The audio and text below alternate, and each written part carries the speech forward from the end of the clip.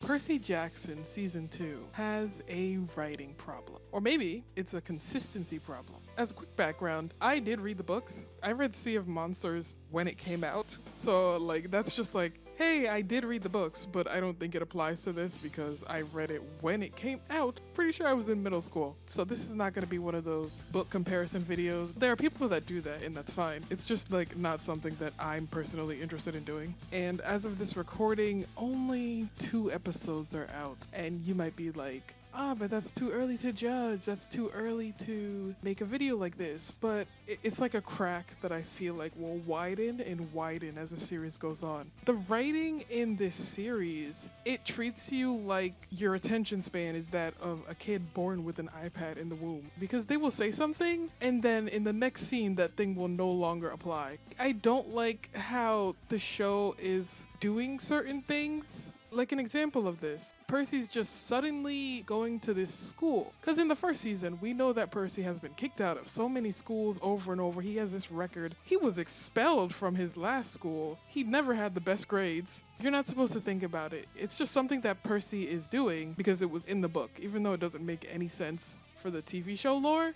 And then this cab shows up and Annabeth gets out. And she's like, this cab is for you, Percy, come on, let's go. They get in the cab. They don't want to let Tyson in. It's a whole thing. But he does eventually get in the cab because Percy has an extra drachma. And then there's the cannibals that come to camp and throw fiery dodgeballs at them. One of the cannibal monsters manages to get through the barrier. He's not there for long because they kill him. But it seems very underwhelming that Annabeth wasn't scolded for letting this happen. No one seemed to care all that much. A monster managed to infiltrate the camp, and 2 of its friends got away, which means that they could relay this information to other monsters. And everyone seems very underwhelmed by the idea of this. This is just not a big deal. One of the things that bothered me about the cannibal scene is that the cannibals literally turn their back to Percy and Annabeth at one point, and Percy and Annabeth just stand there. Just let them have their conversation. And it's are we not supposed to think about this?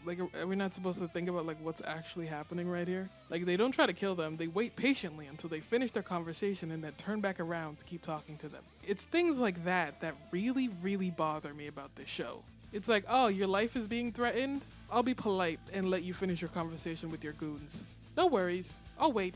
They were literally just trying to kill you guys. Nah, you're gonna be polite? Okay. One thing I really hate about the show is Percy is so knowledgeable about everything. He exposits a lot. 1 season ago, he was a newbie to this. He just found out what demigods were. He just found out what he is. He just found out this whole entire secret world exists. And then a year later, off screen, I guess he studied Greek mythology at his private school because he knows the answer to everything. Because in season 2, he literally explains to Hermes, oh, I know you're the god of lies and tricks. And it's how do you know that? You did meet him 1 time over a year ago, but how do you know who he is as a god? And I think he's oh, that's Tantalus. He can't eat anything ever. And it's how do you know this information? When did you learn this information? But why couldn't you learning about this world be shown to us, the audience? Dahlia's tree gets poisoned. I don't understand the need to keep it from the campers, as if Luke didn't take to the sky on a black Pegasus.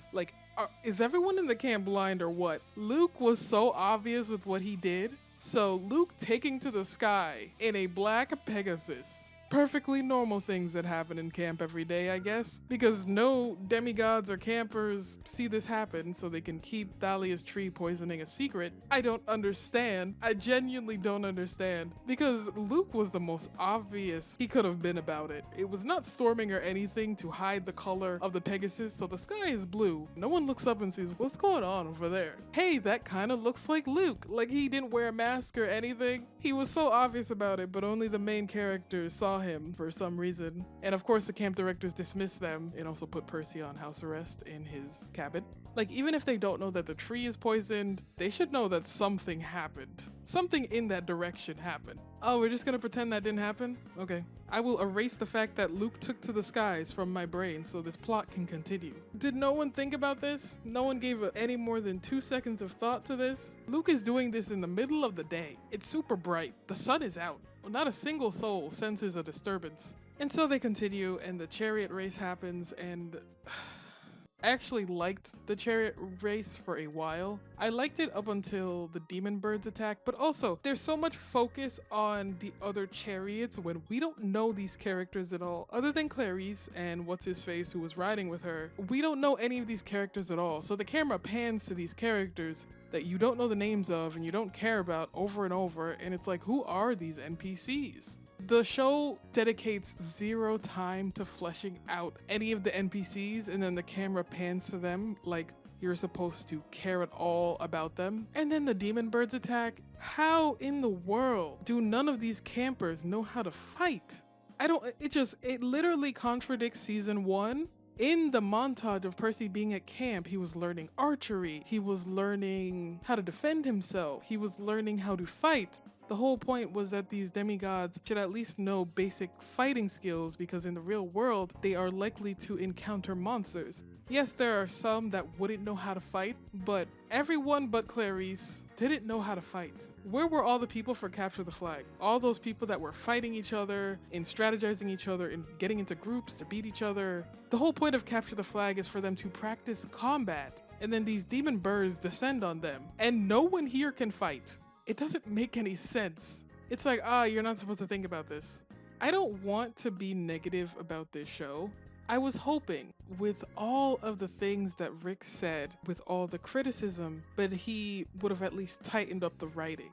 I think that the CGI has gotten better. I actually very much like the scene where Grover gets grabbed by the sea monster and then pulled into the ocean. The CGI on that was like, oh, you guys got the Disney budget now. Like, Disney has decided that this show is worth investing in. The thing that prompted me to make this video was Tantalus. He decided that there were going to be guards posted around the camp for anyone that tries to sneak out and leave. That they were going to shoot on sight, monster or human, he basically said. After he makes this threat that's very much directed at the main characters, Percy sneaks out of his cabin, Tyson realizes it, no guards to be found. Like, are we supposed to forget that Tantalus made that threat 5 seconds ago? He was like, there's gonna be guards posted everywhere. Percy sneaks out, not a single person in sight. Percy goes to the beach. He has a whole talk with Hermes for forever. Not a single guard on the beach. And also, Hermes is like, you better get on the boat. Your cruise ship is gonna leave in 2 minutes. And then Annabeth and Tyson find him, and he definitely talks to them for longer than 2 minutes. So why do you say these things if they don't actually matter?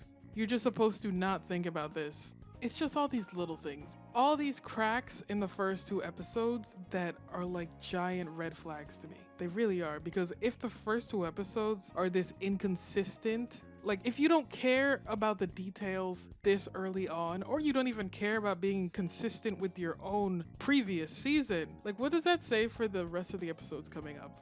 I want this to be better. I really do. As always, thanks for watching. Thanks for listening to me yap. Make sure to subscribe, and I'll see you guys next time. Later.